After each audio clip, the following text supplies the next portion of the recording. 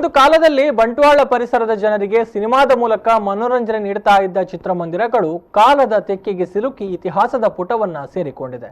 ಬಂಟ್ವಾಳದ ಜನತೆಗೆ ಹಲವು ವರ್ಷಗಳ ಕಾಲ ಸಿನಿಮಾ ತೋರಿಸಿದ್ದ ಚಿತ್ರಮಂದಿರಗಳು ಈಗ ಸ್ತಬ್ಧಗೊಂಡಿದೆ.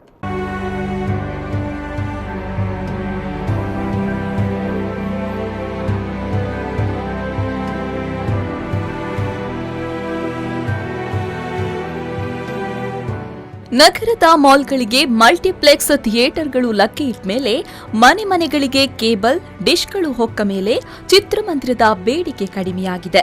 ಪ್ರೇಕ್ಷಕರ ಬರುವಿಕೆಯನ್ನೇ ಕಾಯ್ತಾ ಇದ್ದ ಚಿತ್ರಮಂದಿರಗಳು ಕೊನೆಗೆ ಬಾಗಿಲು ಮುಚ್ಚಲಾರಂಭಿಸಿದೆ. ಈ ಪೈಕಿ ಬೀಸಿರೋಡಿನ ಹೃದಯ ಭಾಗದಲ್ಲಿರುವ ವಿನಾಯಕ ಟಾಕೀಸ್ ಕೂಡ ಒಂದು ಕಾಲದಲ್ಲಿ ಪ್ರೇಕ್ಷಕರಿಂದ ಹೌಸ್ಫುಲ್ ಆಗಿ ಸೀಟಿ ಚಪ್ಪಾಳೆ ಕೇಳಿ ಬರ್ತಾ ಇದ್ದ ಸಿನಿಮಾ ಮಂದಿರ ಕೆಲ ವರ್ಷಗಳಿಂದ ಮೌನಕ್ಕೆ ಜಾರಿದೆ. ಸಿನಿಮಾ ಮಂದಿರದ ಸುತ್ತ ಪೊದೆಗಳು ಬೆಳೆದು ಪಾಳು ಕೊಂಪೆಯಂತಾಗಿದೆ. ಒಂದು ಕಾಲದಲ್ಲಿ ಜನರನ್ನ ತನ್ನತ್ತ ಆಕರ್ಷಿಸ್ತಾ ಇದ್ದ ವಿನಾಯಕ ಟಾಕೀಸ್ ಇದೇನ ಎನ್ನುವಂತಹ ಸಂಶಯ ಹುಟ್ಟುಹಾಕುತ್ತೆ.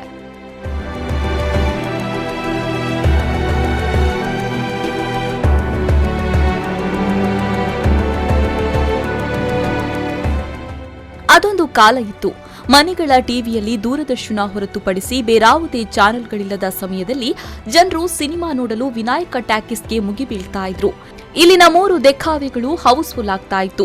ಈ ಸಿನಿಮಾ ಮಂದಿರ ಎಷ್ಟು ಪ್ರಸಿದ್ಧಿ ಪಡೆದಿತ್ತೆಂದ್ರೆ ಮಕ್ಕಳ ಸಿನಿಮಾ ಬಂದಾಗ ಶಾಲಾ ಮಕ್ಕಳಿಗೆ ರಿಯಾಯಿತಿ ದರದಲ್ಲಿ ಸಿನಿಮಾವನ್ನ ವೀಕ್ಷಿಸಲು ಅವಕಾಶವನ್ನ ಕಲ್ಪಿಸಲಾಗ್ತಾ ಇತ್ತು. ಮಕ್ಕಳೇ ದೇವರು, ಜುರಾಸಿಕ್ ಪಾರ್ಕ್ ಮೊದಲಾದ ಸಿನಿಮಾಗಳನ್ನ ನೋಡಲು ಶಿಕ್ಷಕರು ಶಾಲೆಯಿಂದ ಮಕ್ಕಳನ್ನ ಕರೆತರ್ತಾ ಇದ್ದ ಸನ್ನಿವೇಶ ಕೂಡ ಇತ್ತು.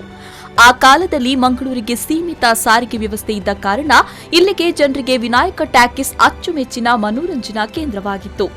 ಒಂದು ಟಿಕೆಟ್ ಸಿಕ್ಕರೆ ಸಾಕು ಎನ್ನುವಷ್ಟು ನೂಕುನುಗ್ಗಲು ಇತ್ತು. ಜನಪ್ರಿಯ ನಟರ ಸಿನಿಮಾ ಬಂದಾಗ ಜನರನ್ನ ನಿಯಂತ್ರಿಸಲು ಪೊಲೀಸ್ ಪಹರೆಯೂ ಇತ್ತು. ದೂರಗಳಿಂದಲೂ ಜನ ಸಿನಿಮಾವನ್ನ ನೋಡಲು ಬರ್ತಾ ಇದ್ರು.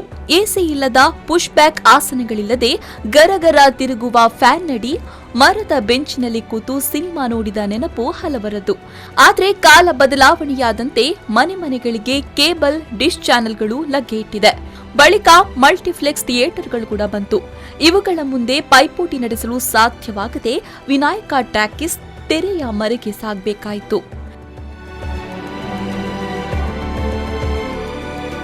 ಸಂದೀಪ್ ಸಾಲಿಯಾನ್, ವಿ4 ನ್ಯೂಸ್ 24/7 ಬಂಟ್ವಾಳ.